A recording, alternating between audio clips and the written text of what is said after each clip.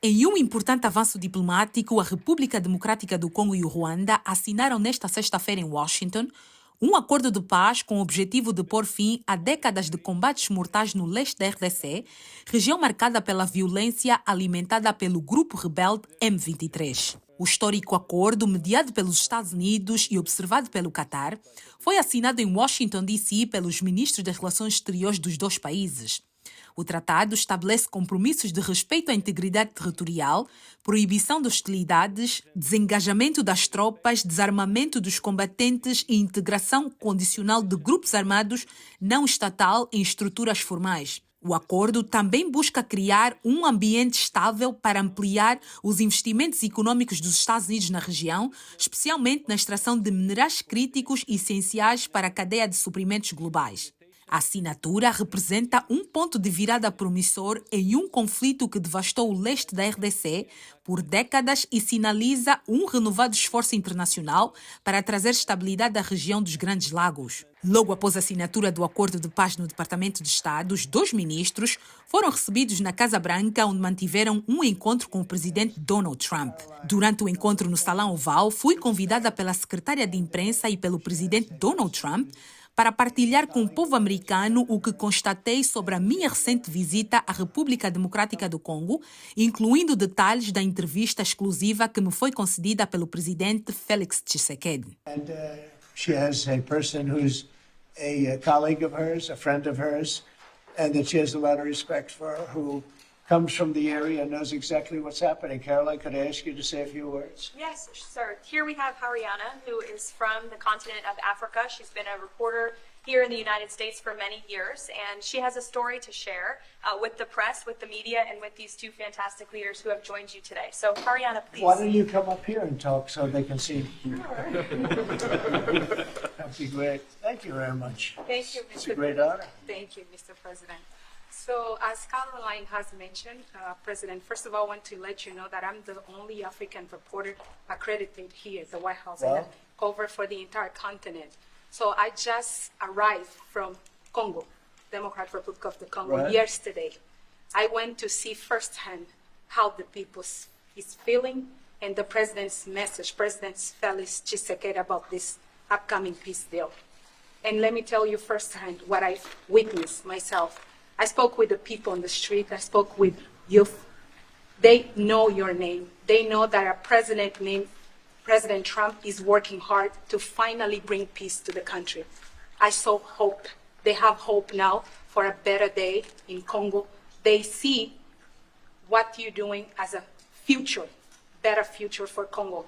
And I had opportunity to sit down with President Félix Tshisekedi for an interview because I want to understand his mind, what he's thinking, his feeling about everything that your administration is doing. And he told me firsthand that for many years, many American presidents overlooked this conflict. They didn't do nothing. Even myself, I covered President Biden's administration. I pressed many times about this conflict. People are dying in Congo. This country has so much potential, but they need help because this war is destroying the country. Right. They never gave me any answer.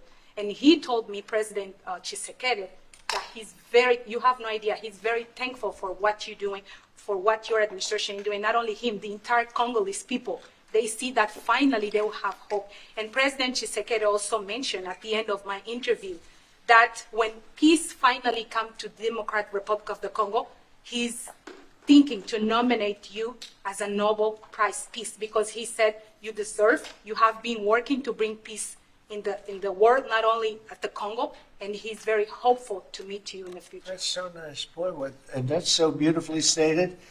And Caroline said, number one, she did say, and I shouldn't say this because it's politically incorrect, she said, she's beautiful, and you are beautiful. I'm not allowed to say that, that could be the end of my political career, but I'll say it anyway. But you are beautiful, and you're beautiful inside. So I wish I had more reporters like you. You covered Africa for a long time? Yes, for over 10 years. Wow. I covered even your first administration. Yes, I know that. That's great. Well, thank you. That's so nice that you said that. Appreciate it. E as boas notícias continuaram durante a conversa no Salão Oval, onde aproveitei a oportunidade para sugerir ao presidente Donald Trump que convidasse o presidente João Lourenço para participar da cerimônia principal da assinatura do Acordo de Paz entre o presidente do Ruanda e da RDC, que vai acontecer em julho. E esta foi a resposta do presidente Trump. And I have one more question, Yes. Mr. President. Since we know in July or in the future, both President of Rwanda and the Congo will be coming Yes. to the United States.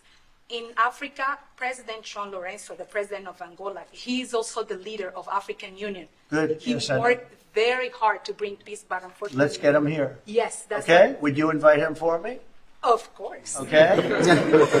No, we'll have. I know that he works very hard, and he's the head of essentially the union. So the union all over Africa, not the kind of union that we have. This is the union all over Africa, and I'd love to have him. So you'll let him know. Of course, Okay. Mr. President. Thank you very much. Thank you, Good. Mr. Now you go back to where you belong, right? That's great. That's a great job. It's real knowledge and real heart, too. Congratulations.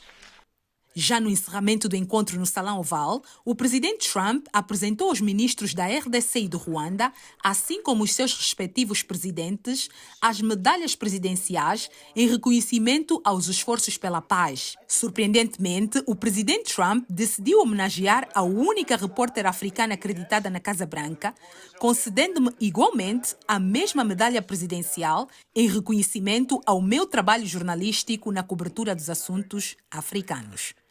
These are serious coins. You don't want to lose them. You'll be very. I think that your reporter from Africa should get one. What do you think? Is she allowed? I think yes. Are the reporters okay with it? Brian, yes. Darling, that's for you. Okay. You did a fantastic job, Thank you, Mr. and I heard you President. do a great job covering everything. Thank you. And Mr. President, we are. Thank you. Mr. President, can you share with us what can happen if one of the parts violate this peace agreement? Because we don't want war to come back to Well, DRC. I'd rather not say. I would just say that there are big penalties if they violate, and they're not going to. I don't think they will violate. I think they mean it, but we have very severe penalties, financial and otherwise. Washington, D.C., Mário Vitória, Nurit Pierce, Hariana Vraz, para a TPA.